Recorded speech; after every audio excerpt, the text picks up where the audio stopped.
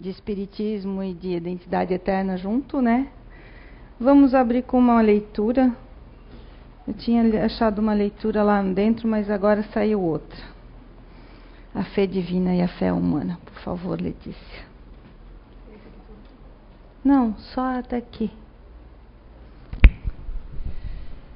A fé divina e a fé humana. A fé é o sentimento que nasce com o homem sobre o seu destino futuro. É a consciência que ele tem das suas imensas capacidades, cujo germe foi nele depositado, a princípio adormecido, e que lhe cumpre no tempo fazer germinar e crescer por força de sua vontade ativa. Até o presente, a fé foi apenas compreendida em seu sentido religioso, porque o Cristo a revelou como uma poderosa alavanca, mas apenas viram nele o chefe de uma religião. O Cristo, que realizou milagres verdadeiros, mostrou por esses mesmos milagres o quanto pode o homem quando tem fé, ou seja, quando tem a vontade de querer e a certeza de que essa vontade pode se realizar. Os apóstolos, assim como ele, também não fizeram milagres? E o que eram esses milagres, se não efeitos naturais, cuja causa era desconhecida dos homens de então, mas que, hoje, em grande parte se explicam e se compreendem completamente pelo estudo do espiritismo e do magnetismo? Tu faz a oração, por favor? Tu és filho de Deus, irmão de Jesus. Então tá, vamos fechar os olhos, né, pessoal, para uma melhor concentração. Agradecer por esse dia de hoje, que é mais uma oportunidade que a gente tem de estar aqui aprendendo nessa doutrina tão maravilhosa, que a gente consiga estar abertos, né, para todo esse conhecimento, que consigamos extrair o máximo possível e que consigamos também aplicar para as nossas vidas. Obrigada, Papai do Céu, pela nossa saúde, por podermos estar aqui. Obrigada também pelo alimento, né, de todos os dias e pelo nosso conforto que a gente pode ter. Assim seja. Assim seja.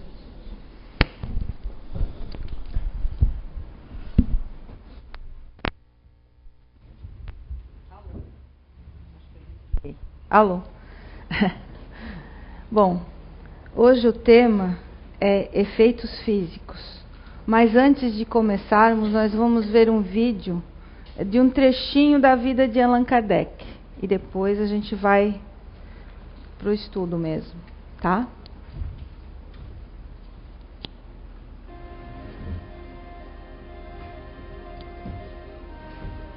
Algum tempo depois, encontrei-me novamente com o Sr. Fortier, que me disse ter um fato muito mais extraordinário.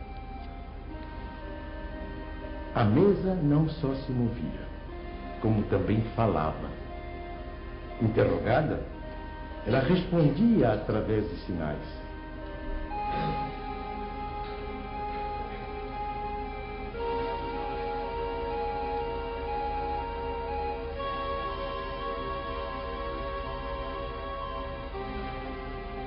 Eu estava, pois, diante de um fato inexplicado, aparentemente contrário às leis da natureza e que a minha razão repelia.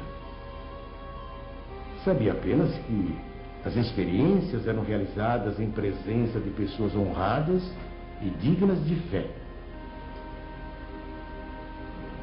No ano seguinte, o Sr. Carlotti, amigo de 25 anos, me falou dos mesmos fenômenos com entusiasmo.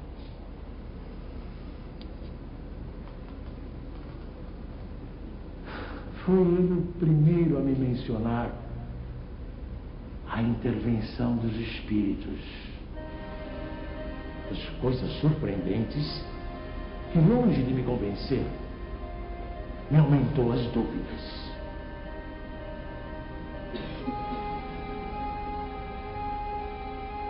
Tempos depois, fui convidado a assistir as experiências que se realizavam em casa da senhora Plana Maison. Aceitei imediatamente.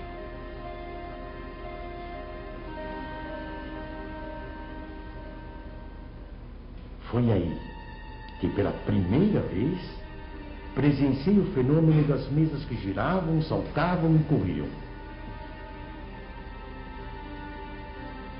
Assisti então a alguns ensaios muito imperfeitos da escrita mediúnica.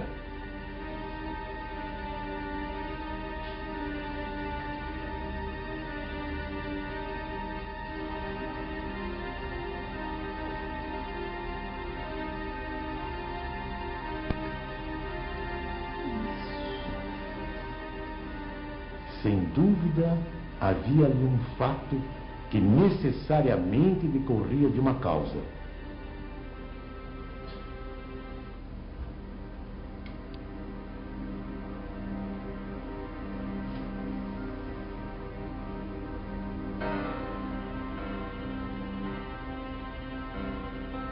Foi nessas reuniões que comecei os meus estudos sérios de espiritismo. Menos ainda por meio de revelações do que de observações. Apliquei a essa nova ciência, como o fizera até então, o método experimental. Nunca elaborei teorias preconcebidas. Observava cuidadosamente, comparava, deduzia consequências. Dos efeitos, procurava remontar as causas por dedução e pelo encadeamento lógico dos fatos.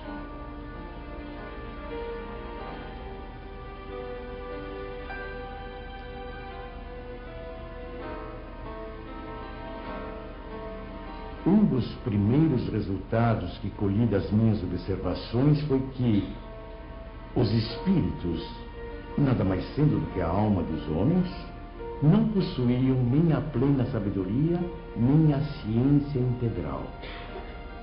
O saber de que dispunham se limitava ao grau que haviam alcançado de adiantamento. A opinião deles só tinha o valor de uma opinião pessoal.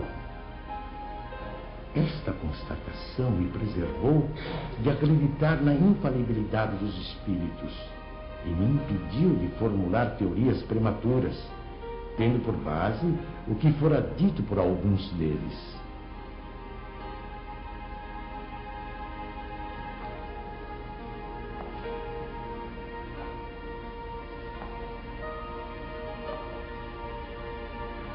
O simples fato da comunicação com os espíritos, dissessem eles o que dissessem, provaria a existência do mundo invisível ambiente. Já era um ponto essencial, um imenso campo aberto às nossas explorações. O segundo ponto, não menos importante, é que aquela comunicação permitia que se conhecesse o estado desse mundo, seus costumes.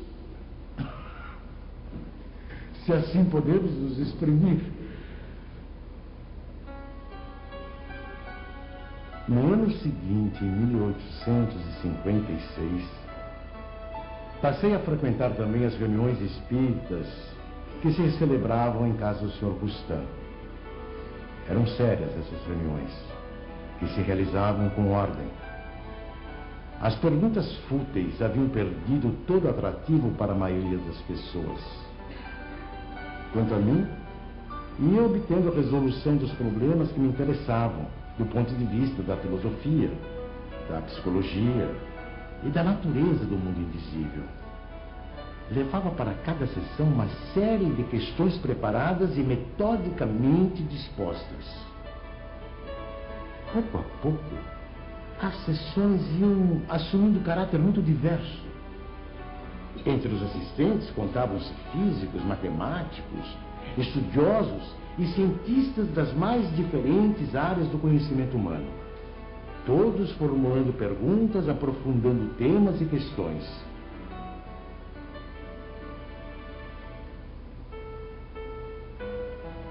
Mais tarde, quando vi que aquilo constituía um todo e ganhava as proporções de uma doutrina, tive a ideia de publicar os ensinos recebidos.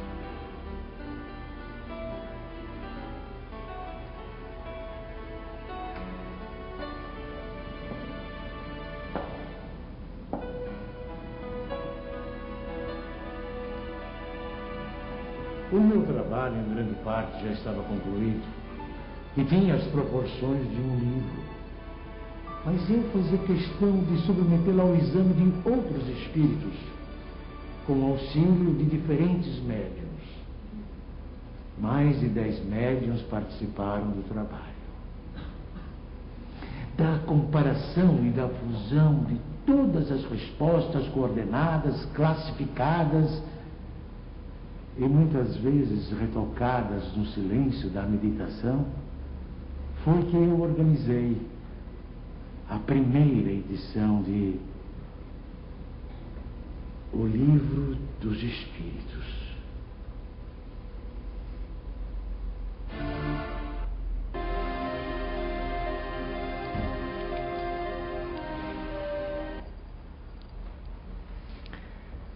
Bom, aí vocês souberam um pouquinho de como foi feito o Livro dos Espíritos. Vocês viram que tudo através dos fenômenos que a gente chama de efeitos físicos. Mas para isso acontecer, nós temos que dar uma olhada para o ectoplasma.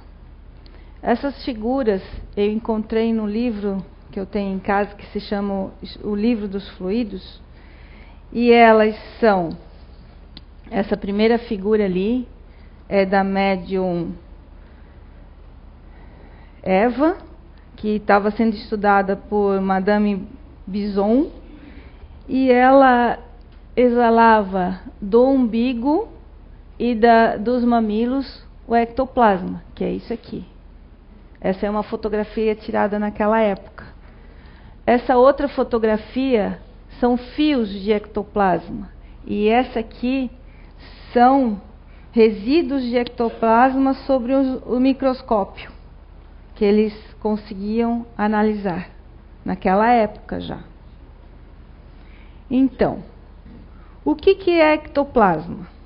Uma definição: ecto quer dizer, significa por fora, plasma, mesmo que molde. Então, é um molde por fora, certo? Entretanto, para os espíritos, o ectoplasma é geralmente conhecido como um plasma de origem psíquica, que se exala principalmente do médium, de efeitos físicos e de um pouco dos outros. Por que um pouco dos outros? Porque todos nós temos, só que tem pessoas que são chamadas de médiuns de efeitos físicos que têm em grande quantidade. Kardec chamou o fluido de fluido universal. No Livro dos Espíritos ele classifica como fluido universal, mas quem denominou de ectoplasma foi Charles Richer, que no século XIX ele pesquisou o fluido e deu o nome de ectoplasma. Ele foi um médico, ele ganhou o Prêmio Nobel de Medicina em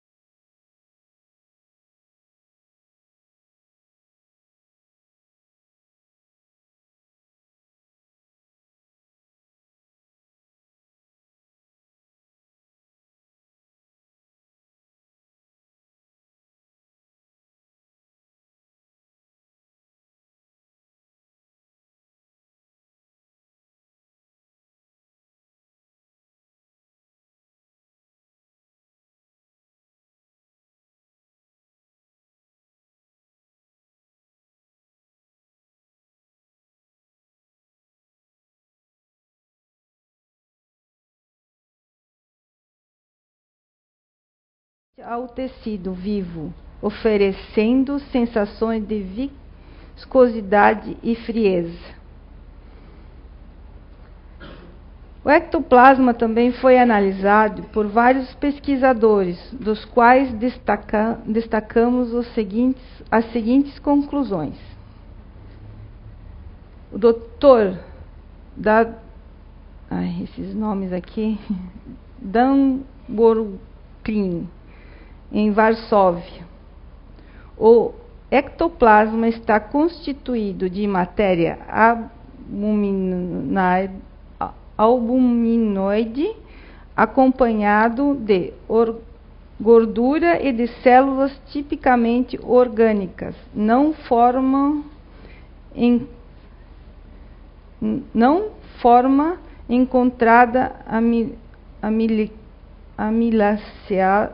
amiláceos e açúcares.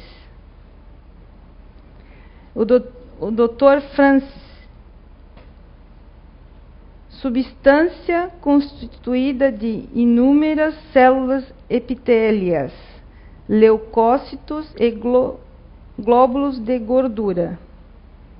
Quer dizer, é bem interessante isso, porque se tem gordura, tem massa, né? O Dr. Albert Schirklin, citado por Charles Richet, o ectoplasma está constituído por restos de tecido epitelial e gordura. E também o Dr. Hernani também fez estudos e ele diz que o ectoplasma é substância formada com recursos da natureza, originando-se dos tecidos vegetais, ectofiloplasma, dos originados animais, ectozooplasma, e da origem animal, ectomineroplasma. Quer dizer, o ectoplasma estaria em toda a natureza, certo? Ele estaria presente tanto no animal, no mineral, no vegetal, só que de formas e maneiras diferentes. Em nós, humanos, ele se concentra, e por isso que acontecem os fenômenos de efeitos físicos. E são médiuns que têm uma quantidade muito grande de ectoplasma. E um dos pede para ele mudar o slide, por favor.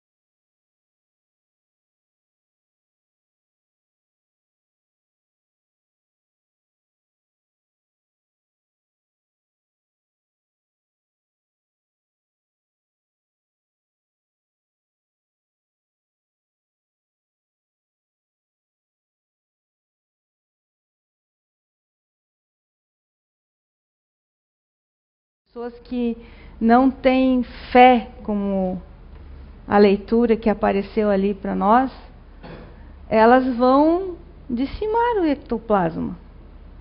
Porque não adianta você querer fazer uma sessão e não ter fé, não acreditar. Vocês acham que essas curas que acontecem dentro das casas espíritas, dentro da sala de passe, é milagre? Não é. Ela acontece devido à fé da pessoa, à fé do médium e ao trabalho criado entre os médiuns e a espiritualidade através do ectoplasma. Mas isso conjuga muitas coisas. Conjuga também o lado moral da pessoa. Por que a gente diz que só o passe não cura? Exatamente por isso. Porque a pessoa tem que se transformar moralmente também. Voltando ao nosso lado dos efeitos físicos, né? Então ela ficou doente. E com isso, Sir William decidiu não mais fazer sessões públicas, porque demorou meses para ela se recuperar.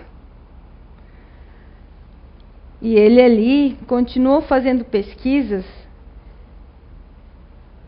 e escreveu esse livro dos Fatos Espíritas. Ali está relatado toda a pesquisa dele. Como eu disse para vocês, ele cortou o cabelo dela, pesou, mediu e viu que existia diferenças materiais. Com isso, ele provou para ele e para a ciência que não digo que isto é possível, mas digo que isto é real. E daí ele se transformou num espírita convicto. E ele desencarnou no dia 4 de abril de 1919, em Londres, Inglaterra. Quer dizer, ele começou a fazer as pesquisas para provar o contrário, que o espiritismo não existia. Mas, na verdade, ele provou que era real. E se tornou espírita. A maioria dos cientistas, eles vão contra, para depois provarem que existe. A ciência é formada disso. E no Brasil, nós temos... Pode passar o próximo slide, por favor?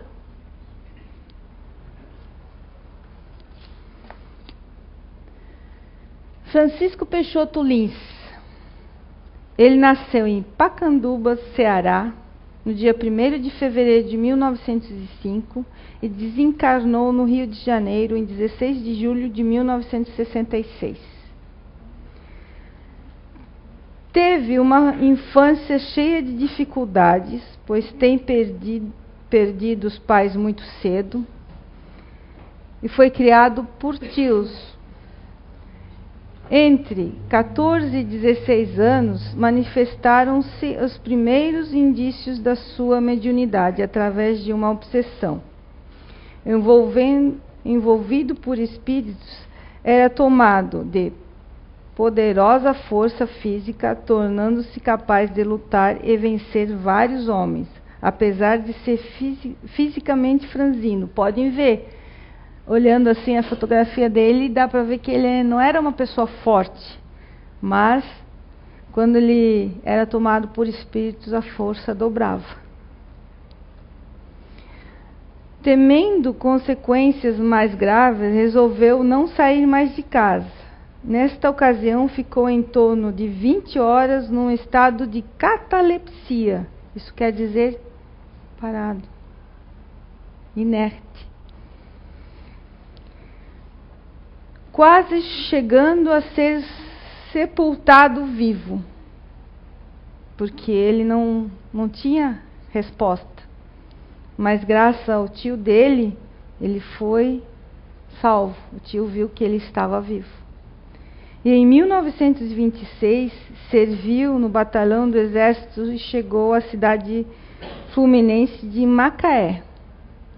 Ali, fundou o Centro Espírita Pedro. Em 1933, casou-se com um baby Benedita Vieira Fernandes. E como militar ele andou em vários estados do Brasil. Um deles, Santa Catarina, Santos, São Paulo, até que se estabeleceu no estado do Rio de Janeiro.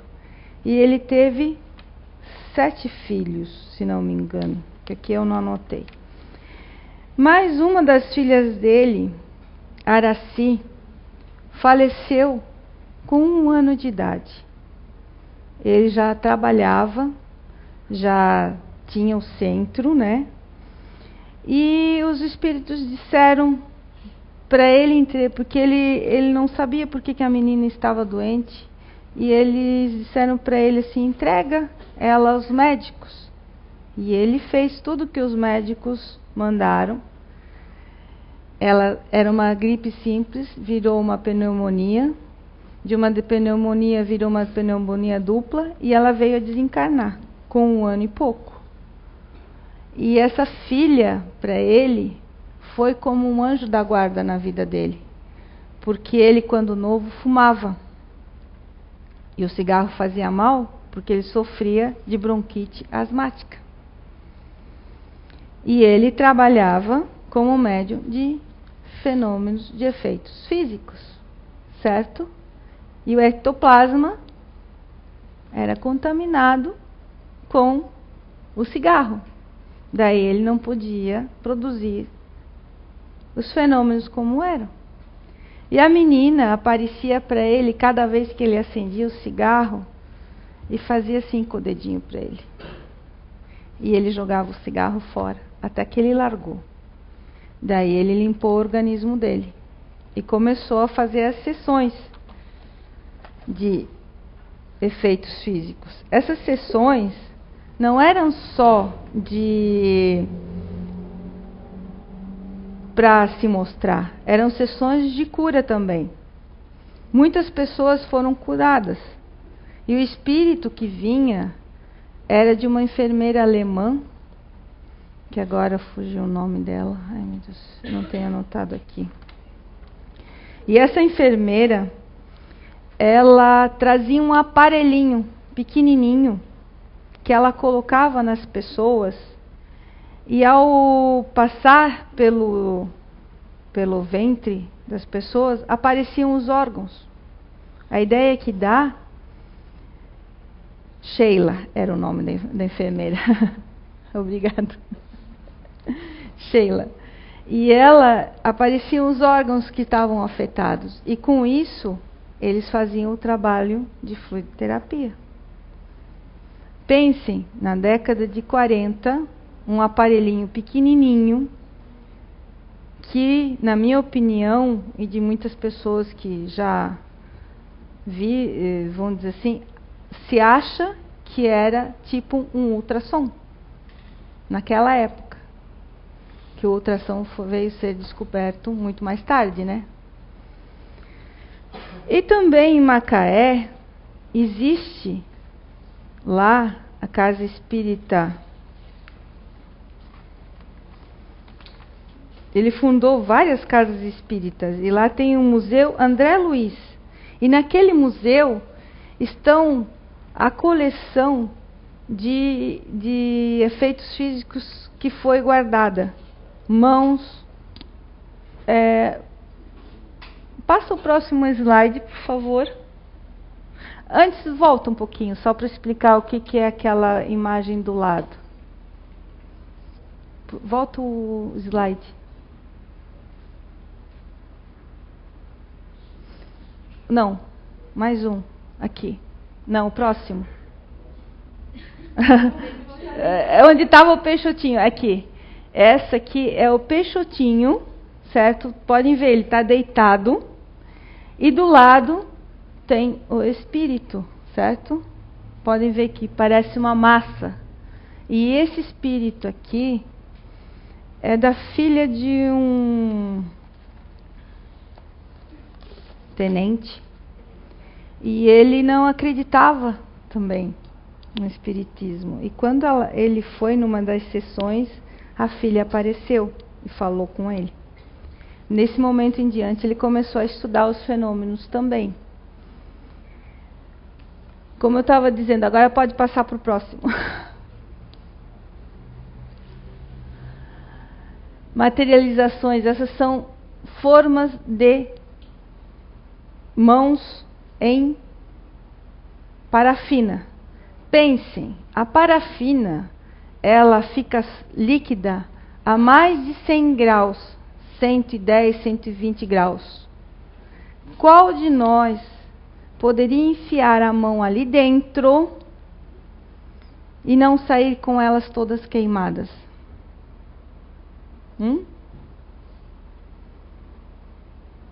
Os espíritos faziam essas provas, colocavam os pés, as mãos, os rostos. E fora o transporte de objetos que eram feitos. Peixotinho trazia pedras de vários lugares do mundo e materializava. E isso está tudo nesse museu. Museu André Luiz, no município de Campos. Além disso, as materializações de pedra e muitas outras coisas, a gente fica pensando, poxa, por que isso tudo terminou? Não se fala mais. Era uma etapa para investigar.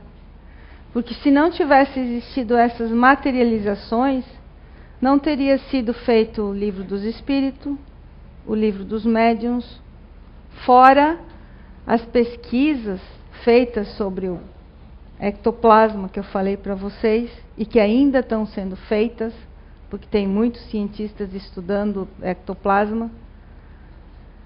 Por quê? Porque o ectoplasma é uma matéria nossa, orgânica, que vai depender de nós produzi-las.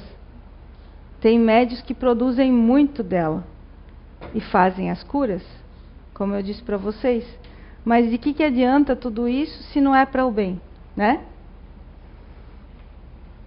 A gente tem que pensar que a gente não pode utilizar as coisas. Então esse foi um período de muita pesquisa, de muito conhecimento, que trouxe para o Espiritismo. Só que agora é outro tempo, mas ainda existem, mas em lugares mais abertos, mais cheios de natureza. Não se vê falar tanto dos famosos fantasmas, né? Que muita gente falava que tinha visto. Mas hoje em dia se fala de outros fenômenos. Porque também nós estamos mudando organicamente. Nosso corpo está mais mudado se a gente for analisar o corpo da época da década de 40, 50, no século XIX.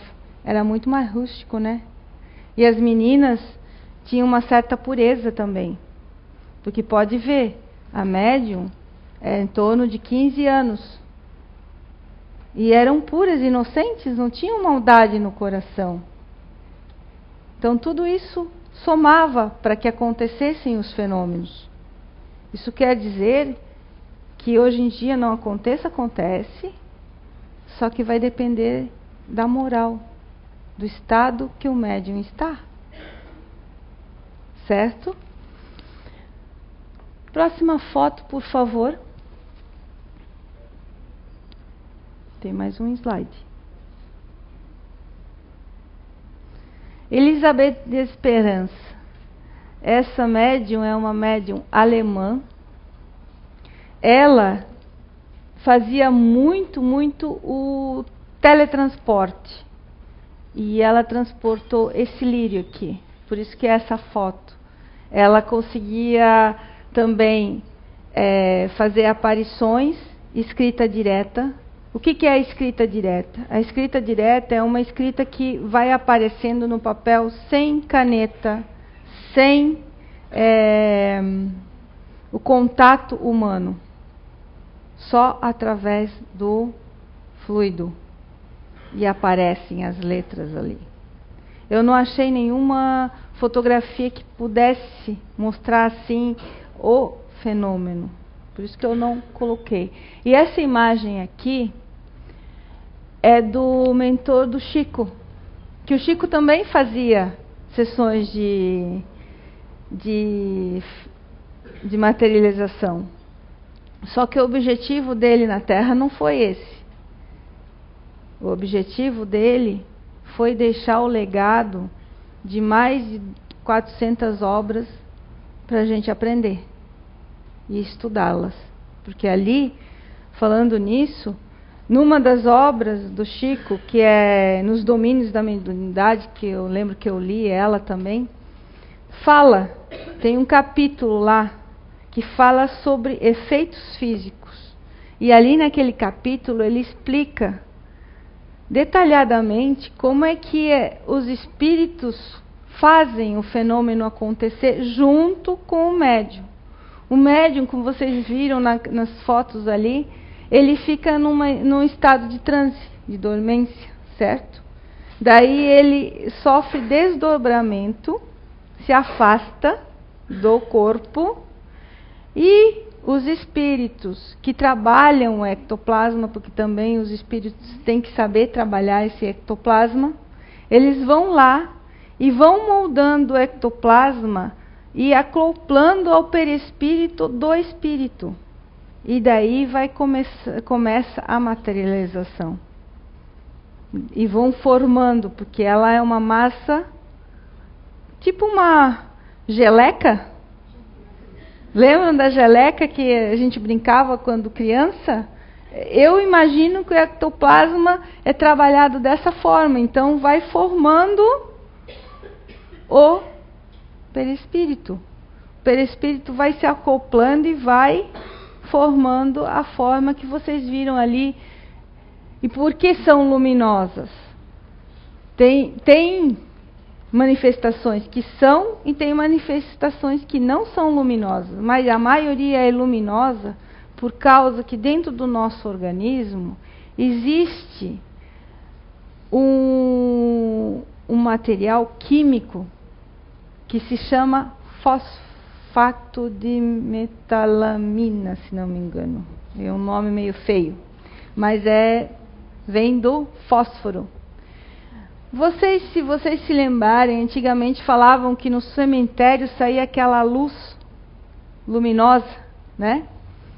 Essa vem de nossos organismos.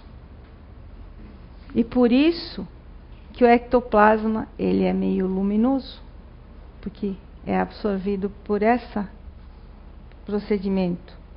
E ele se ilumina. Fala. Só um pouquinho. Quando tem um médium? O médium de efeitos físicos. Que acontecia coisas que apareciam e se via e não tinha um médium. Por ali perto tem.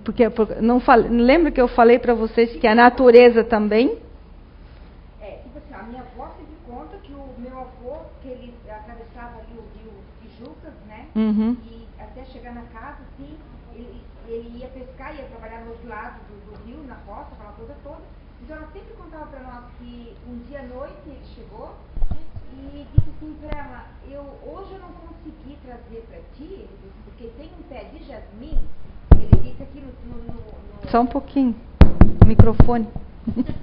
Precisa? Não está ouvindo nada. Ah. Não, então assim, ele disse para ela, que a hora que eu voltei, ele disse, tinha um pé de jasmim tão lindo e tá tão perfumado, que eu queria trazer um buquê para ti, mas como eu estava com as mãos cheias, eu não trouxe. Mas amanhã cedinho, nós dois vamos lá, tu vai colher, eu vou colher os jasmim para ti e tu vai. Uhum. E ela disse, não, tá bom. Chegaram de manhã, cadê o pé de jasmim? Não tinha nada. O pé não estava mais ali. E outras coisas assim, ó.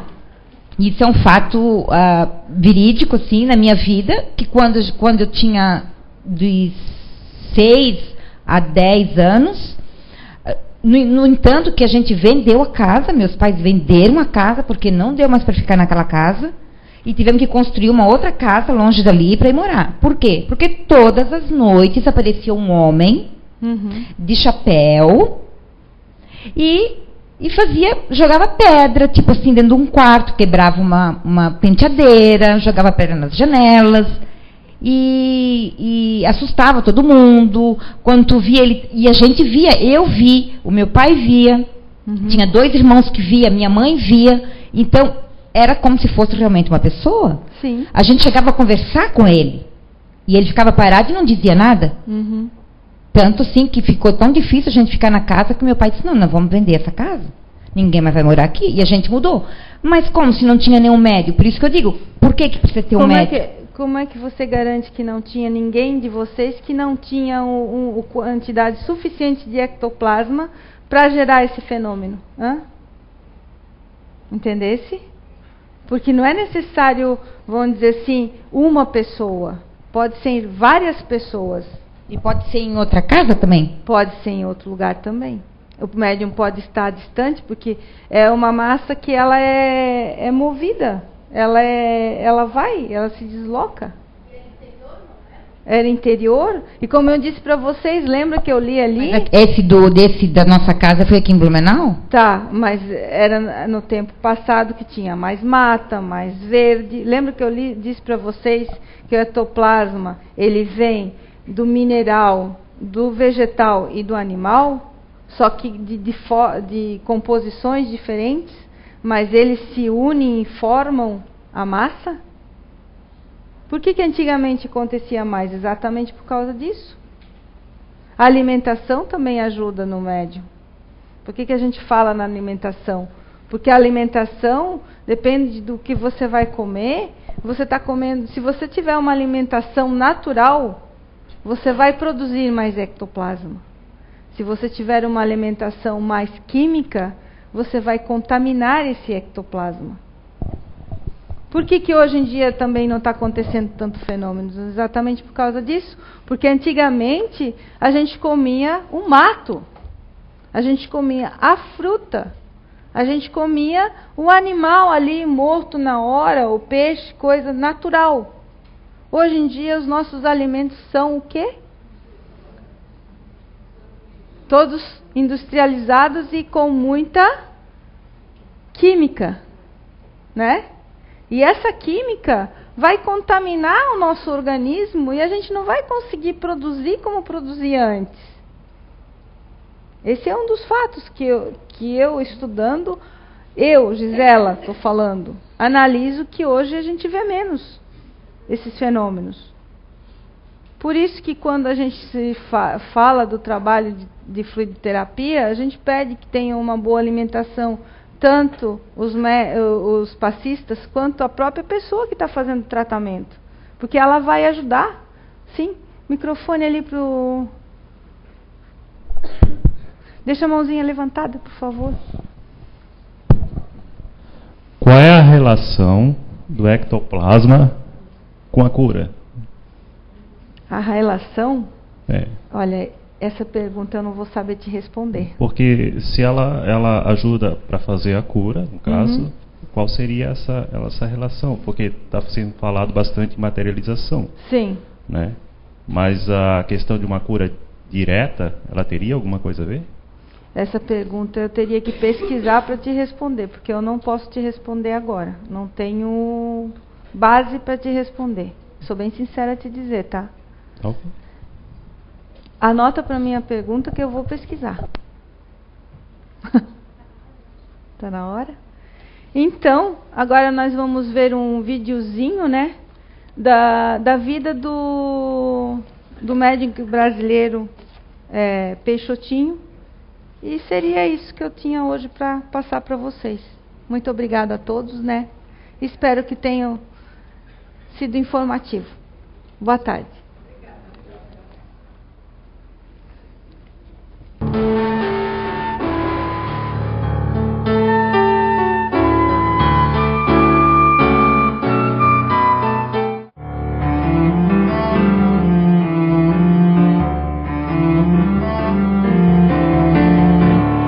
A materialização se dá através da força nervosa do médium, aliada a recursos da natureza e a recursos de algum circunstante.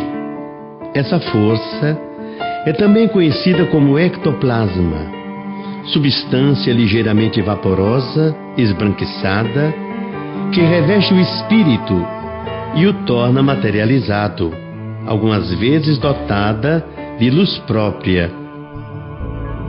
Francisco Peixoto Lins nasceu na cidade de Pacatuba, no Ceará, no dia 1º de fevereiro de 1905. Sua infância cheia de dificuldades foi garantida por seus tios, pois sua mãe desencarnou muito cedo. Em 1915 deixou Pacatuba e foi para Fortaleza. Aos 14 anos, partiu para o Amazonas, onde permaneceu por 6 meses trabalhando nos seringais.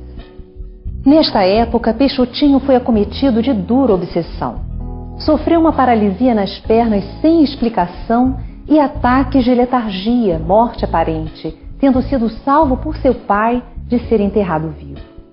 Sua mediunidade foi se definindo e espíritos obsessores o influenciavam. Em 1921, começou a receber ajuda espírita através do Major Viana de Carvalho, na ocasião, presidente da Federação Espírita do Ceará e um dos maiores e mais brilhantes oradores espíritas de todos os tempos. Transferiu-se para o Rio de Janeiro em 1924, ingressando no Exército com o apoio de seu irmão Raimundo Peixoto, conhecido como Peixotão.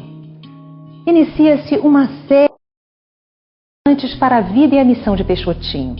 O casamento com Dona Benedita Muniz Vieira, Dona Baby, o nascimento dos filhos Gilbert, Araci, que veio a desencarnar com 1 ano de idade, Iraci, Joana, Ceila, Alcione, Nini e Marilza, e a eclosão da mediunidade de efeitos físicos com ênfase para a ectoplasmia. Realizamos uma série de entrevistas colhendo depoimentos que comprovam a importância de Peixotinho para a divulgação da doutrina espírita no Brasil e no mundo.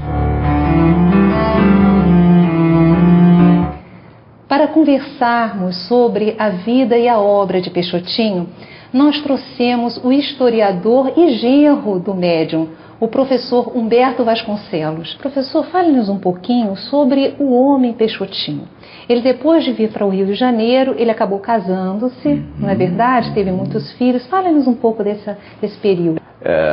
Do ponto de vista pessoal, ele aproveitou a sua experiência na Terra, que inclusive foi bastante difícil, marcada por sofrimentos, marcada por sacrifícios de ordem material realmente muito sérios. E ele tinha um problema orgânico, ele tinha uma bronquite asmática muito forte. Uma bronquite asmática, né? Que o acompanhou, né? E que inclusive, né, foi responsável pela sua desencarnação, ainda numa idade em que nós nos encontramos em plena atividade física. Ele morreu aos 60 anos de idade.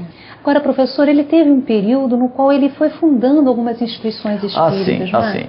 Veja bem, ele veio exatamente para o Rio, fixou-se em Niterói, e aí sim, em Macaé, ele realmente passa cerca de 14, 15 anos em Macaé e constrói a sua família. Ele casou-se em Macaé. Encontra Baby, não é? Que foi realmente o seu anjo tutelar, vamos dizer assim, do ponto de vista de apoio material, né?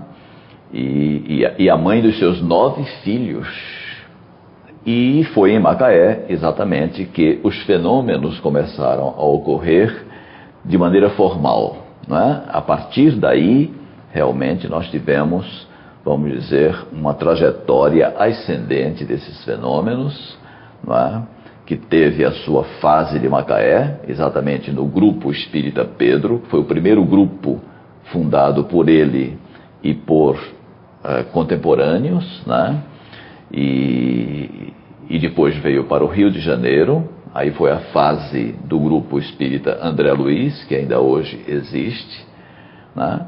E por fim, em Campos, onde ele também fundou o Grupo Espírita Araci, que ainda hoje existe naquela cidade.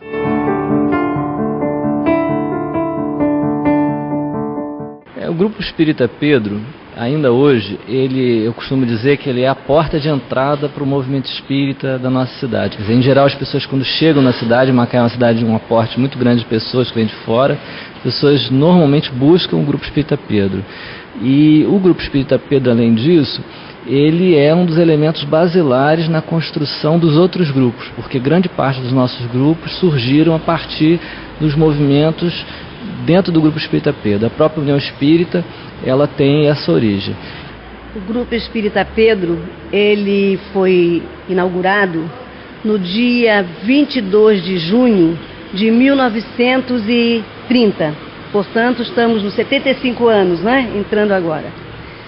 Nós não somos de Macaé e temos algumas informações, sabendo que os fundadores, que é o Antônio Ferreira, nosso irmão Antônio Ferreira, o Peixotão, que muita gente confunde pensando que é o Peixotinho na época, que era parente do Peixotinho, e o seu Pierre, que é essa figura muito marcante no espiritismo em Macaé.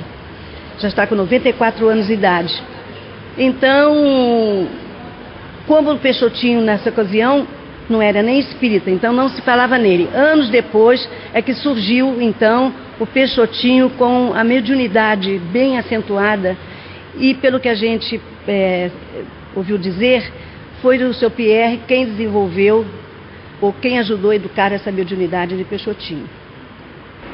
Então, numa das reuniões, depois do meu tratamento, ainda estava fazendo tratamento, Peixotinho me deu um retrato de Sheila e falou antes da reunião: Zaire, você bota o retrato de Sheila perto de mim com uma caneta, que ela fará uma dedicatória para você. Aí, na hora que eu estava sendo beneficiada, ela falou assim: ó, o retrato eu vou levar para o nosso lar e devolverei na primeira oportunidade. Quando terminou a reunião, realmente o retrato não estava. Aí passaram 6 meses, nada de Peixotinho fazer reunião em Macaé. Aí houve uma necessidade de vir fazer uma reunião aqui, com um problema lá em Campos, uma orientação. E veio fazer essa reunião para tirar essa orientação num dia fora de tratamento, era numa segunda-feira. E eu fiz parte dessa reunião. Então, na hora da reunião, a Nina Aroeira se materializa e me entrega a dedicatória. Apareceu os espíritos, né? Doutor Júlio, esse Bezerra, Garcês, tudo apareceram perto da gente. Eles faziam os tratamentos, né? Aí chegava perto dele lá e depois vinha perto de mim, conversava comigo, aí tirava o que eles queriam, né? Aí levava para os doentes, né? É assim foi. Eu conheci o Peixotinho aqui no Grupo Espírita Pedro. E fizemos esse conhecimento. Depois, durante uma época em que ele estava realizando reuniões de efeitos físicos aqui em Macaé, reuniões de tratamento, eu então pedi para que a minha filha fosse beneficiada numa dessas reuniões, porque eu já havia há 1 ano fazendo tratamento dela com o médico, o Dr. Moacir Santos, e ele não conseguia curá-la, um problema que ela estava com o intestino, e eu então pedi ao Peixotinho que ela viesse à reunião. Ela veio. Numa primeira reunião, a Sheila se materializou, veio, ela estava numa cama, a Sheila ficou assim ao lado, trouxe um aparelho pequenininho, parecendo um rádio, ainda brincou com ela, disse assim: você enxergou muito, porque ela era míope, usava óculos, você enxergou muito na outra encarnação, por isso que nessa você veio desde pequena já usando óculos. E ela, com esse aparelho que ela trouxe, ela fazia umas aplicações na barriguinha da menina. Antes ela mandou que eu suspendesse a roupinha da menina. Eu suspendi, ela começou a fazer umas aplicações na barriguinha da menina. Fez nesse sábado, no outro sábado fez novamente as mesmas aplicações, e a menina, que já estava doente há 1 ano, com tratamento médico, ficou completamente curada numa reunião de tratamento realizada pelo Peixotinho. No município do Rio de Janeiro, Peixotinho teve participação direta na fundação do Grupo Espírita André Luiz, onde foram realizadas várias reuniões de curas e materializações que permitiram a criação de um acervo que permanece até hoje em exposição na sede do grupo, no bairro Maracanã.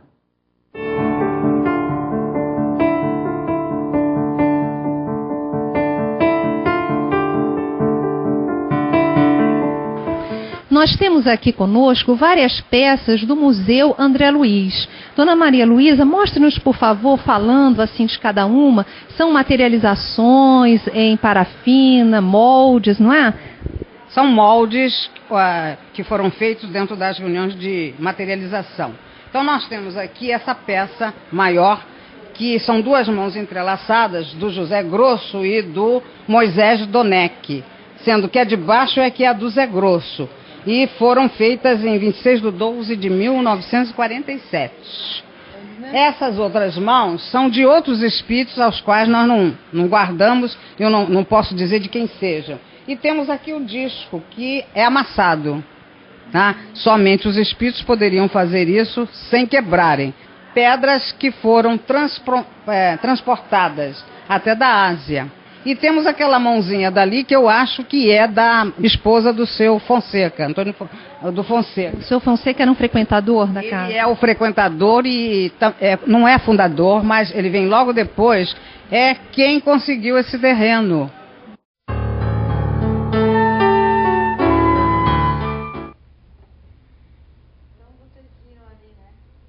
Quanta coisa ele fez, né?